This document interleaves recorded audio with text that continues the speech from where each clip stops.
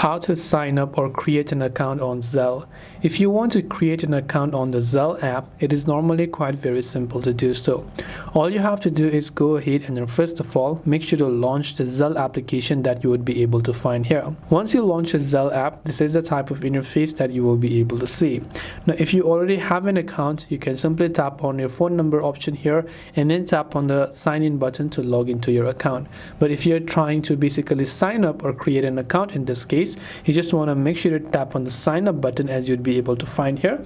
The first thing that you have to do is go ahead and then make sure to enter your phone number that you have, and you also make sure you have access to that phone number.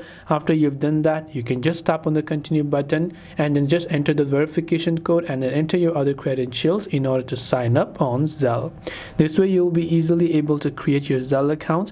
I hope that this video really helped you out. If you have got any further questions, feel free to also leave them down in the comment section below. As always, thank you for watching and see you soon in the next video.